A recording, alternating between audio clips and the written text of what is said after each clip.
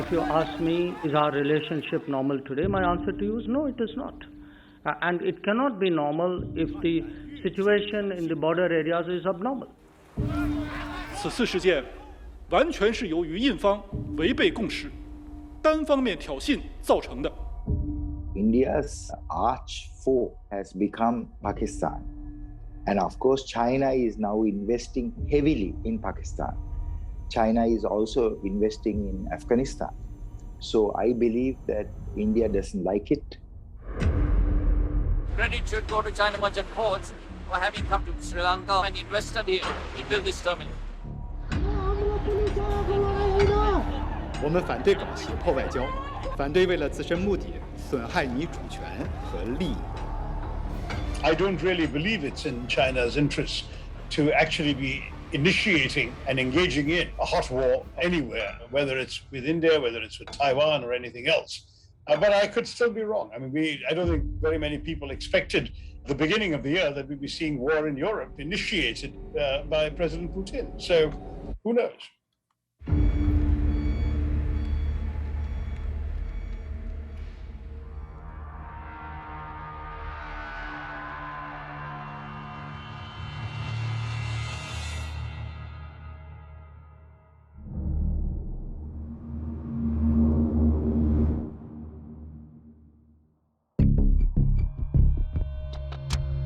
As the pandemic was raging in 2020, Indian and Chinese troops faced off in the Galwan Valley.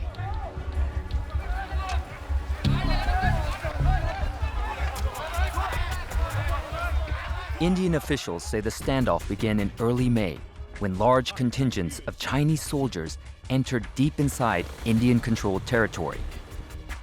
They say the soldiers ignored repeated verbal warnings, triggering a yelling match, stone throwing, and even fistfights. The situation turned deadly at night when the rival troops engaged in a clash resembling medieval battles. According to Indian officials, Chinese troops threw stones, punched and pushed Indian soldiers down a ridge at around 4,500 meters. The Chinese account of things is different. 5月6日凌晨，印度边防部队越线进入中国领土，构攻设障，阻拦中国边防部队正常巡逻。6月15日晚，印度一线边防部队出尔反尔，再次越过实控线，向中方蓄意挑衅。中方官兵在现地交涉时，突然受到印方暴力攻击。此次事件完全是由于印方违背共识、单方面挑衅造成的。 China claims about 90,000 square kilometers of territory in India's northeast, while India says China occupies 38,000 square kilometers of its territory in the Aksai Chin Plateau in the Himalayas. The Security Council. Dr. Shashi Tharoor is the former Undersecretary of the United Nations. In 2006, he ran for the top position at the UN and was second to Ban Ki-moon. Afterwards, he joined the Indian government and headed a parliamentary committee that looked at the issue. The thing which is different from the past is that both sides, recognizing that the border was undemarcated in the sense that neither side agreed with the other side's perception of the border, had worked out a very good situation in which each side would patrol one day up to what it considered its line. They would patrol, and then the other side would patrol up to what it considered its line the following day, and they avoided getting in each other's way, and both were able to maintain their claims. Suddenly, the Chinese side crossed over into what India considers its territory, essentially violating this unwritten understanding of decades, and proceeded to install itself in areas where, prior to the late April of 2020, Indian troops had routinely been patrolling. So suddenly there's a denial of access to some territory, which is a new development. And India considers that an inadmissible change in the status quo and wants the status quo of April 2020 restored. That is the problem we have. In June, thousands gathered for the funeral procession of Indian Colonel Santosh Babu in his hometown of Hyderabad. He was among those killed during the deadly clash near the border.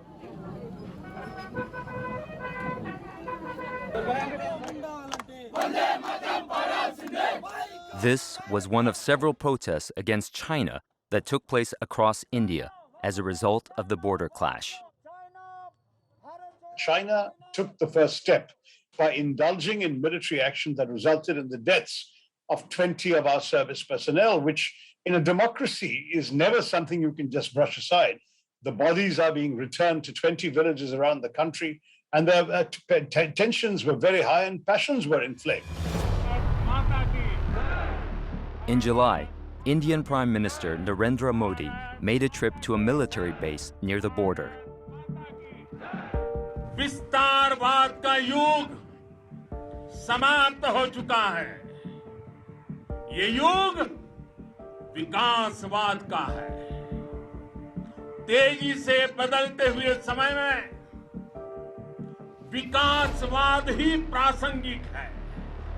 विस्तारवाद की जीत जब किसी पर सवार हुई है, उसने हमेशा विश्व शांति के सामने खतरा पैदा किया है। और साथियों, ये न भूले, इतिहास गवाह है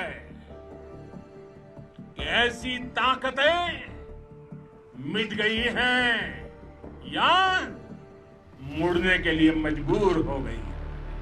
भारत माता की वंदे वंदे। Since then, India has sent large reinforcements of soldiers, military equipment, and fighter jets into the already highly militarized area. Indian media reports that there are currently 60,000 Chinese troops at the border, with a similar number on the Indian side. India has also stepped up its participation in the Quad, which is a group of 4 countries, including the US, Australia, and Japan. There is a Cold War that is created between India and China. India is now a part of the Western Alliance. And we are seeing that India is the principal bulwark against China. India is a big country, a very powerful country, not as powerful as China, but certainly the US strategy is to counter Chinese power and Chinese influence. And India is at the forefront of it. Conflict between these two great nations dates back half a century to the 1962 war. Red China poured troops over her northern frontier, and India's people mobilized to meet the threat. India had been ill-prepared to defend herself. The people donated their jewelry and life savings to the defense effort. Hostilities lasted only a month. But that chapter in history continues to color current affairs. China continues to claim the Indian-controlled Arunachal Pradesh, while New Delhi lays claim to the Chinese-controlled Aksai Chin territory. And the 3,000-kilometer-long border between China and India remains one of the most militarized stretches of territory in the world. Despite the border dispute, India-China ties have actually been largely positive up until the recent border clashes.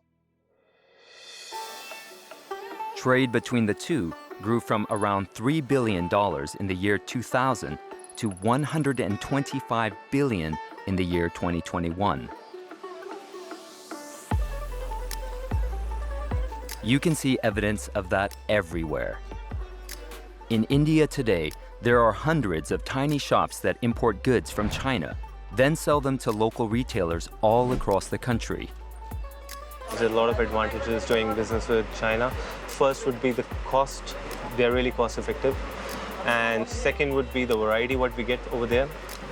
Third would be the production. I mean, you name it. If you want, for example, if you want 10,000 pieces of one item, you can get in, I would say, 10 days. Things are really easy now. It's not that hard. And they're getting easy day by day because they are starting to speak good English. So it's really easy to communicate. Nature-wise, they are good people. but political relations have not been as cozy of late. Troubles began as early as 2013 when China expanded its Belt and Road Initiative. Massive construction projects in Pakistan, Sri Lanka, Bangladesh, and the Maldives caused unease in Delhi. So India's arch foe has become Pakistan. And of course, China is now investing heavily in Pakistan. China is also investing in Afghanistan. So I believe that India doesn't like it. The border clashes strain ties further. 对于历史遗留下来的边界问题，中方始终主张要通过平等协商来管控分歧，积极寻求公正合理的解决办法。同时，我们始终认为不能够让边界领土这些历史遗留问题来影响和干扰我们现实的关系，特别是两国合作的大局。 As the Ukraine crisis prompted security discussions in India, Foreign Minister Wang Yi made a surprise trip to Delhi, the first time in 2 years. There were no flowery welcomes. The situation there is not normal. If peace and tranquility is the foundation of the basis of how we are going forward, then obviously that is also disturbed. So the answer in that sense is, if you ask me, is our relationship normal today? My answer to you is no, it is not. And it cannot be normal if the situation in the border areas is abnormal. And surely the presence of a large number of troops there in contravention of agreements is abnormality. Indeed, there are territorial disputes between China and India along the Himalayas. But do you know who created these territorial disputes? It's not by the Chinese people. It's not by the Indian people. It was created by the British colonial rulers of India.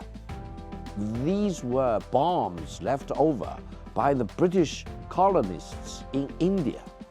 So I think neither China nor India should become victims of these colonial legacies left over by the British when they were the overlords of India. My view is that that would be a very valid interpretation if both countries were able to come to agreement. In fact, the truth is that for some reason, China has decided that it wants to keep India constantly hopping on the defensive by making territorial claims and small local territorial advances. While the talks have gone on, there have been 18 or 19 rounds of talks between special representatives going back to 1992. Not even an inch of progress has been made. So if you have a willingness to see this as a colonial legacy, then don't carry on the colonial attitudes into the negotiating table. Sit down together and try and solve it. But it seems to us that the Chinese, by constantly saying that we can leave this dispute for future generations to settle, which is a favorite Chinese line, are essentially saying that we're already 5 times the size of your economy, our military is 2 or 3 times your size and strength. If we wait for another generation, we'll be so much larger, more powerful and richer than you that you will cave. I mean, if that's their intention, I think with a country like India, they will have to have another think coming.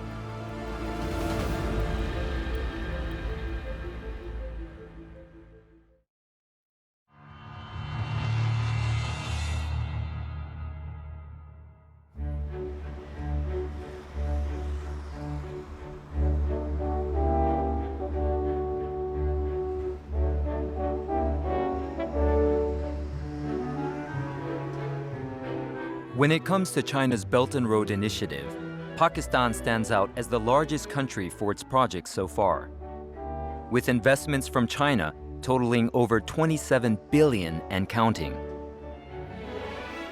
Starting from special economic zones in the south near Gwadar, it aims to industrialize large swaths of Pakistan, building logistical channels northwards to the Chinese city of Kashgar in Xinjiang. In return, the Chinese are planning to reduce their dependency on the South China Sea for much of their trade from the Middle East, cutting the travel time by about 15 days or about 3,000 kilometers.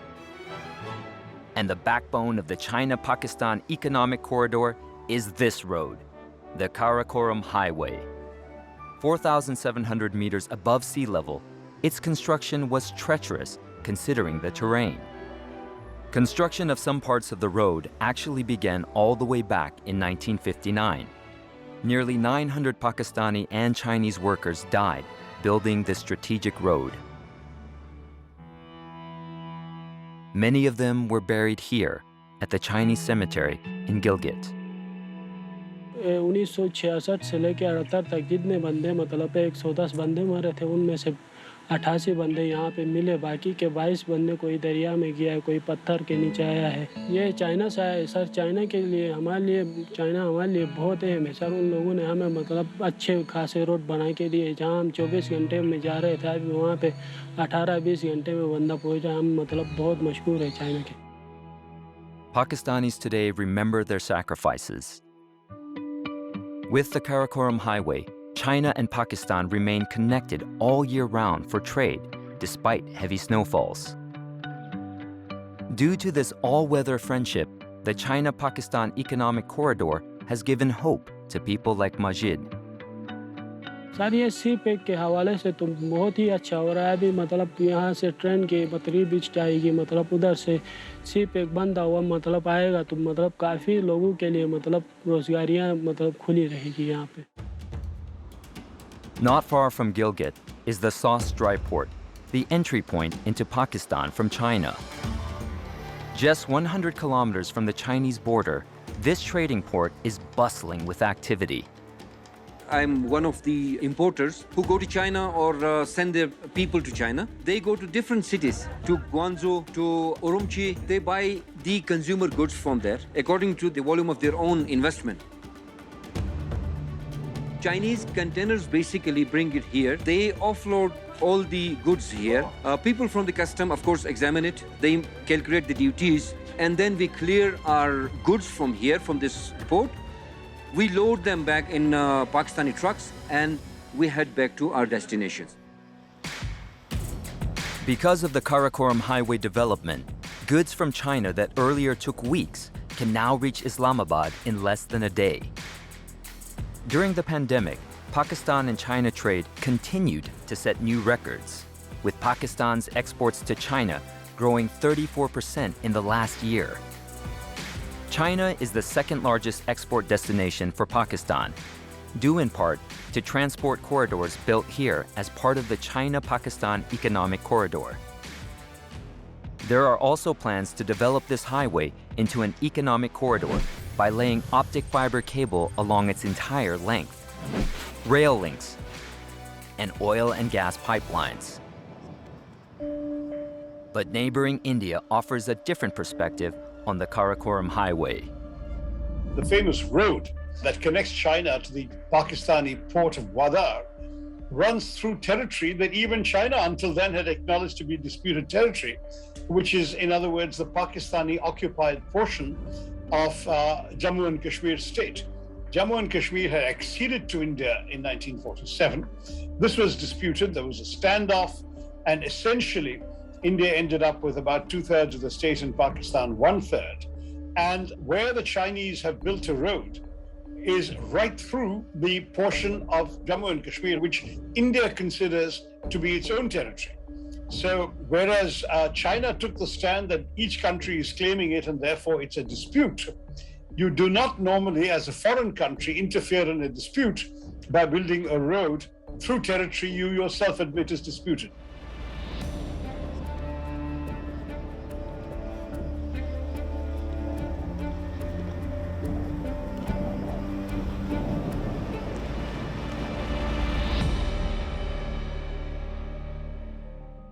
On the 6th of February 2022, Chinese President Xi Jinping met with former Pakistani Prime Minister Imran Khan in Beijing on the sidelines of the Winter Olympics, with the leaders calling the trip a sign of the Iron Brotherhood between the two countries.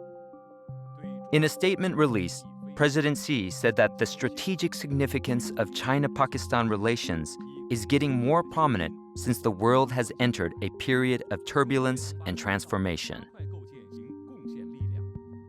Pakistan relationship is a crucial relationship for Pakistan, and also increasingly it is a crucial relationship for China because of China's confrontation with India.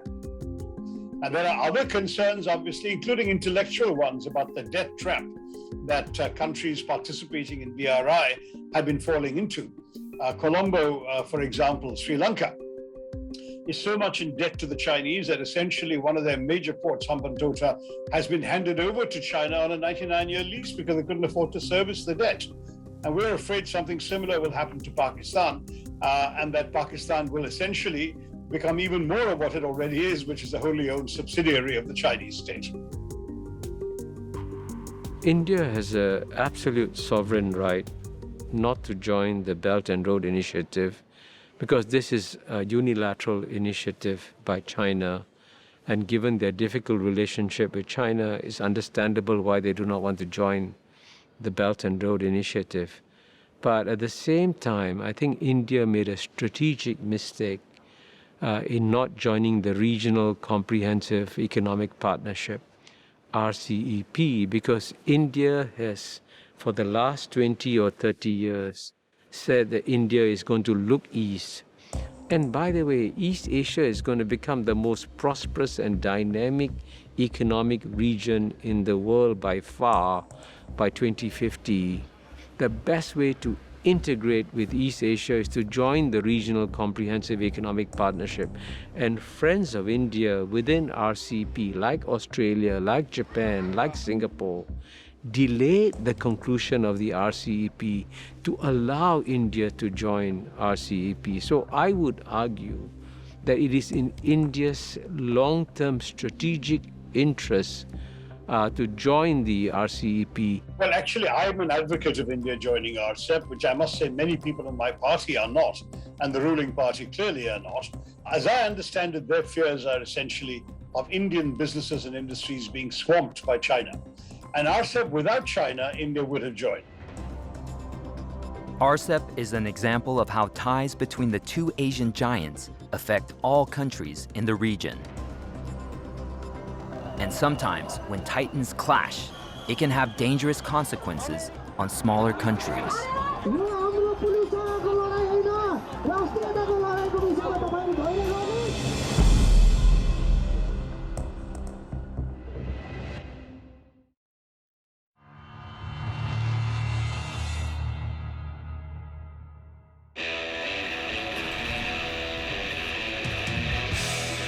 This is Colombo International Container Terminals. It's managed by a joint venture company between China Merchants Holdings and the Sri Lanka Ports Authority. The terminal boasts cutting-edge equipment to swiftly unload the hundreds of containers on board. The cranes that you see here right now, they are the largest cranes with a 70-meter outreach. The technology for these cranes come from our parent company, which is China Merchant Ports. They run the biggest ports in China, as you know. So within the first year of establishing this terminal, China brought all that technology and passed on to us. Credit should go to China Merchant Ports for having come and invested in this terminal. This ship like this is doing about 3,600 crores, and we hope to turn it around within 12 hours, all going well. That's how it works. Our productivity levels are on par above the international standards.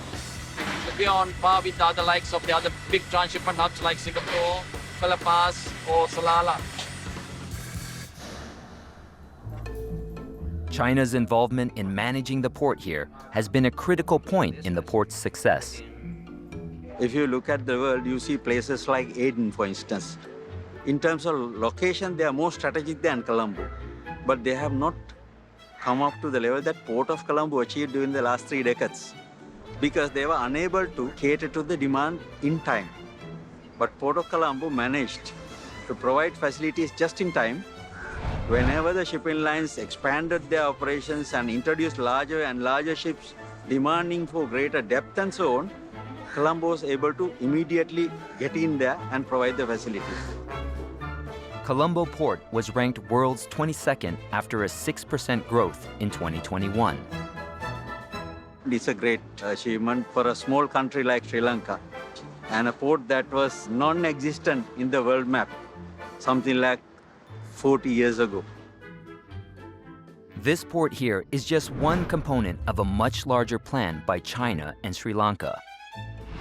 The plan is to build Colombo Port City, a high-tech city which will host an offshore international financial center, residential areas, and a marina. Think Dubai, Monaco, or Hong Kong. Large-scale land reclamation is underway. The cost? $1.4 billion. The investor is China Harbor Engineering Company, who has been given 43% of it on a 99-year lease. Officials estimate it will take about 25 years to complete the project, the first of its kind in South Asia. The Port City project was officially unveiled during Chinese President Xi Jinping's visit to Colombo all the way back in 2014, a year after he launched his Belt and Road Initiative. We have in Sri Lanka very significant investments by the Chinese. And of course, the Western countries call it the debt trap. But I want to tell you that Sri Lanka ended a 30-year war. And Sri Lanka needs to build its relationship with all countries to develop itself, because for 30 years it suffered.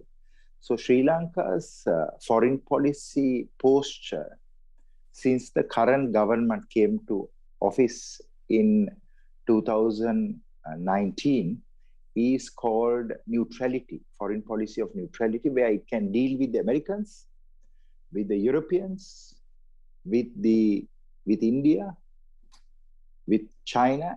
But I think that any visitor to Sri Lanka will look around and say it doesn't look very neutral. When you look at major investments, it seems that China is the main investment partner. You're correct.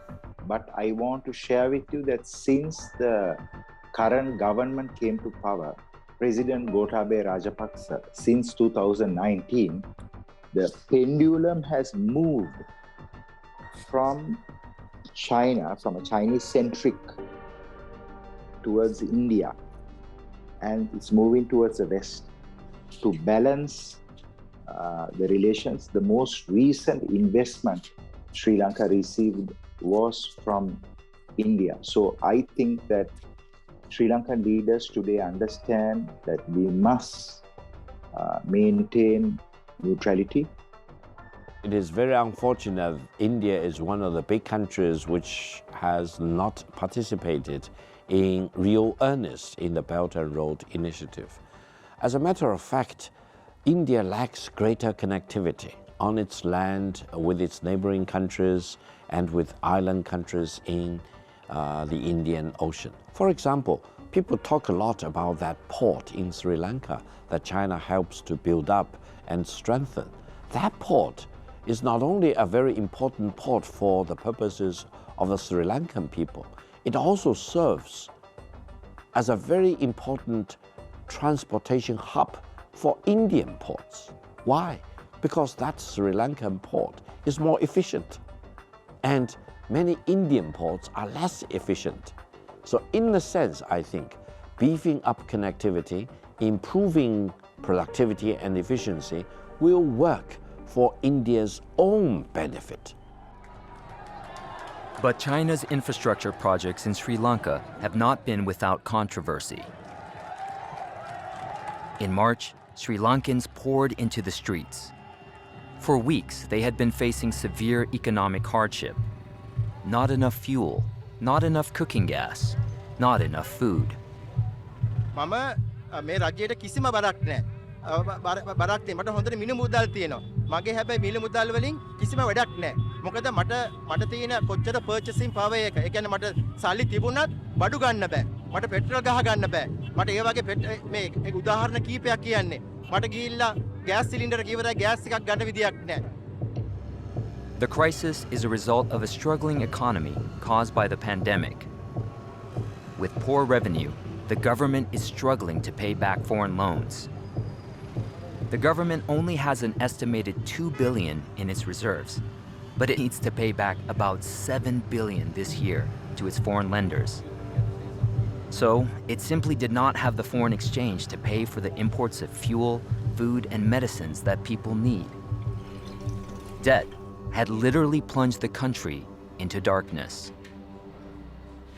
Sri Lanka is right now experiencing lengthy power cuts. This is due to two reasons. One is being the natural cause that we are depleting our reservoir water levels. Therefore, we need to curtail the generation of hydropower. The other one is due to non-availability of forex or exchange, and we cannot import the necessary fuel. Security concerns for India also loom on the horizon. It's been a topic of hot debate amongst experts whether China's Belt and Road Initiative could in fact be an elaborate cloak for Beijing's military ambitions. The final aim would be to provide the Chinese Navy with access to a series of ports stretching from the South China Sea to Africa's east coast. This view has been known as the String of Pearls theory. According to this view, the pearls include Myanmar, Bangladesh, Sri Lanka, Pakistan, and the Seychelles. In Myanmar, as part of the Belt and Road Plan, China has already built the terminus of a $1.5 billion oil pipeline and a parallel natural gas pipeline running to Kunming, capital of southwestern China's Yunnan province. Large oil tankers are already docking here and offloading their oil cargo to China. Plans for the China-funded Chaopiu Deepwater Port and Special Economic Zone was on hold under the previous Aung San Suu Kyi government. In August 2021, the junta invited bids to provide legal services for these projects. Myanmar media reported that the junta and China are pushing ahead with the Chaopiu Deepwater Port and Special Economic Zone. Over in Bangladesh, China has also been among the top investors here. In 2019, Bangladesh gave China access to two of its largest seaports, Chittagong and Mongla. It also gave India access. But more recently, China signed a deal to develop the Mongla port. In Pakistan, the port city of Gwadar is built with Chinese assistance and financial aid. Seychelles is a country famed for its tranquil beaches and blue waters. India and Seychelles signed an agreement to build a military base in 2015, but it remains unratified by the Seychelles National Assembly. This follows news in 2011 that China is considering using Seychelles ports for Chinese naval ships. The string of pearls theory is a very simple one. That is, the Indians believe that China is working with its neighboring countries to surround India and to threaten India. So we have seen very significant Chinese investments in Nepal, in Bangladesh, in Sri Lanka, in Maldives, and in Pakistan. So naturally, India feels threatened. And I think it is good time for all these countries to understand that you are still in India's neighborhood. The string of pearls theory has been discussed for more than a decade, and the Ukraine crisis has renewed interest in the subject. The string of pearls theory very simply is that China is trying to encircle India with a number of naval bases in surrounding countries in such a way that it's like a string of pearls around your neck, which the Chinese can then tighten to choke you, can choke your neck. Now, my answer to that has always been, even if they're trying to do it, which is debatable, I would say that India has a fairly robust neck, and that is not so easily strangled.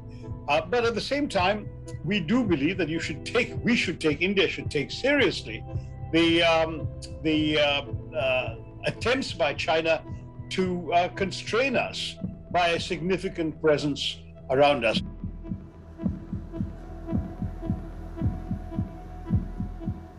China has no military presence in Sri Lanka. Our relationship with China is an economic relationship. Sri Lanka will never compromise Indian security. This I can give this guarantee to you as the current Director General of the Institute of National Security Studies in Sri Lanka. Pakistan, even very good relations with China, but it's still a sovereign state. So the Gwadar port or Hambantota port in Sri Lanka, what can we use? It depends on their country, their government. China invests a lot. But the Belt and Road Initiative is economic, basically. China hasn't fought a war across its borders since 1979. China has not been involved in a military skirmish involving guns and bullets since 1989 when it had a skirmish with the Vietnamese in South China Sea.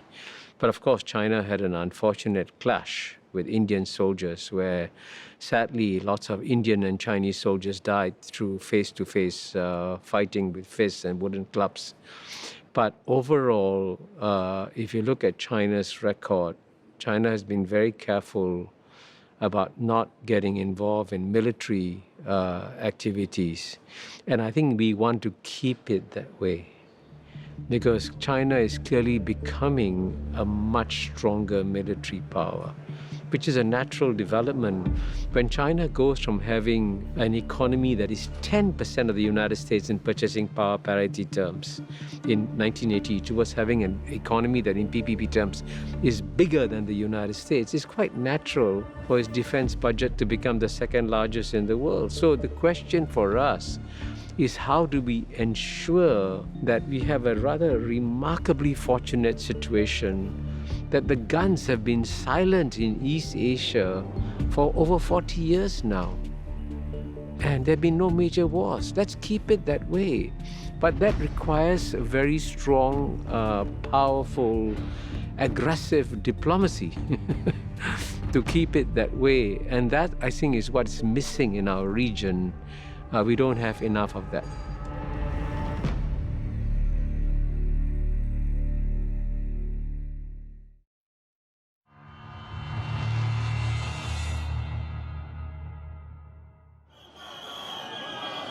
अमेरिकी साम्राज्यवाद मुर्दाबाद दलालहरू होशियार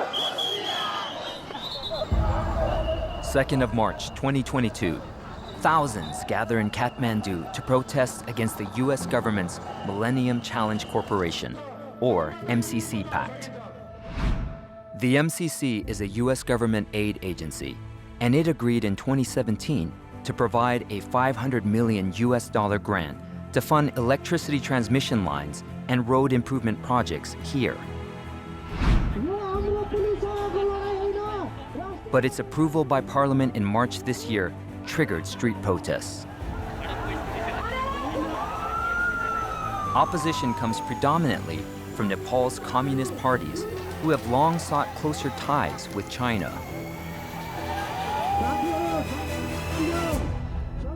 In the last 40 years, China has supported and sponsored certain interests in Nepal, and India has done the same.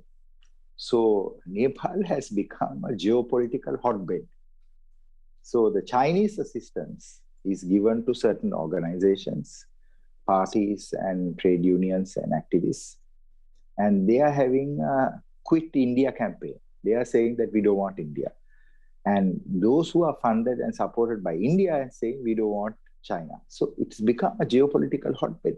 So geopolitics and foreign interference is a major, major challenge for small countries. And small states must manage their geopolitical relations intelligently. Thousands of stone-throwing protesters, prominently from the youth wings of communist parties, have clashed with riot police over the MCC. A vivid example of how when titans clash, smaller states get drawn in.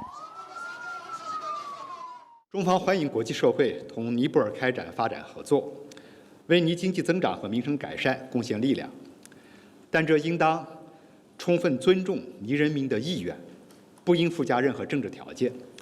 我们反对搞胁迫外交，反对为了自身目的损害尼主权和利益。I think that the Nepalese, as a country, are very, very important to both of us. and particularly to India, because we have an open border with Nepal. Nepalese are the only people who can come to India without a passport, who are allowed to work in India. It's sort of like the Canada and the US, if you like. It's a very intimate relationship. So when things go particularly wrong in Nepal, India has a special set of concerns, which inevitably give India an influential role in trying to broker a peace.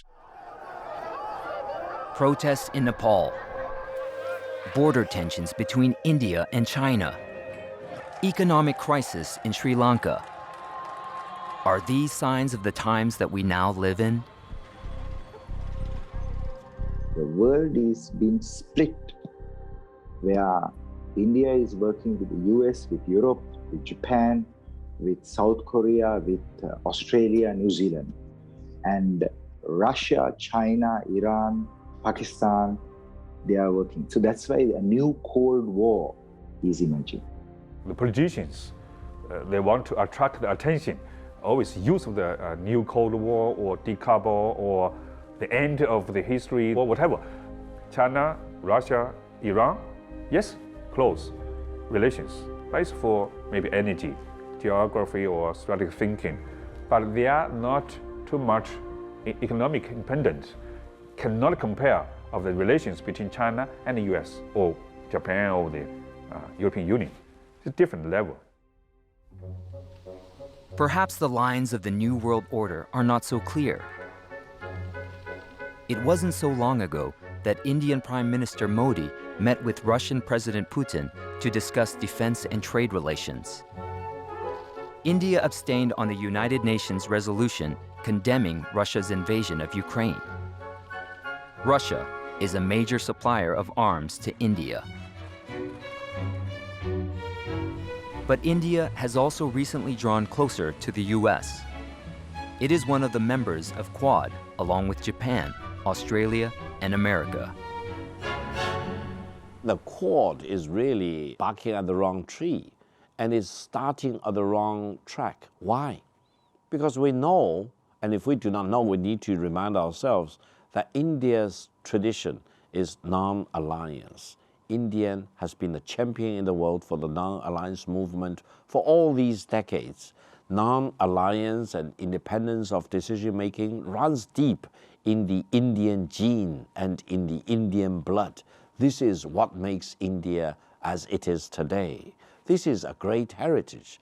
Now, if the United States believe that they can really hook India onto the Asian-Pacific version of NATO and bind India onto the bandwagon against China, they will be futile in this debate, in this pursuit. And this is revealed in a very eloquent way during the war in Ukraine, because, surprisingly, India is not caving into pressure from Washington or to the United Kingdom in joining in the sanctions against Russia. India is doing exactly what China is doing. We do not condemn Russia. We do not impose sanctions against Russia. We want to be more objective. We want to see the merits of each of these complicated strands in the situation involving Ukraine. And in this way, Washington is almost losing patience with India of saying, how can the largest democracy in the world follow the leadership of the United States in imposing sanctions against Russia? India is very eagerly importing crude oil from Russia at a huge discount, and I hope India will continue to do that. For what? For the benefit of the Indian people. I have been an advocate of a constrainment or constraining policy on our part, along with other partners, for Chinese adventurism. I think, to my mind, the Quad, for example, which ties India with Australia, Japan, and the US, is an excellent instrument to constrain China getting far too big for its boots. I think it's important for us to realize that what China is trying to do alone to us, we don't have the capacity to do to them, but together with others, we can. And in some ways, this kind of mutual deterrence, this attempts to constrain each other, might actually give us the peaceful atmosphere that will enable other things to develop. May calm prevail in two of Asia's oldest civilizations. at the end of the day, this is the most important point, you see.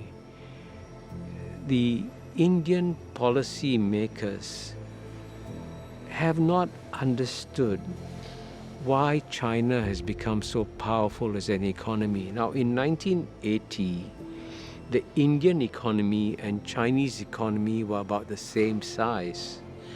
Today, China's economy has become 5 times bigger than India. What happened? What's the magic? How did China's economy become 5 times larger? And the answer was given by Xi Jinping when he spoke in Davos in January 2017. And I was there. He said, China plunged into the ocean of globalization. China struggled to swim. China drank water. But then China became a stronger swimmer.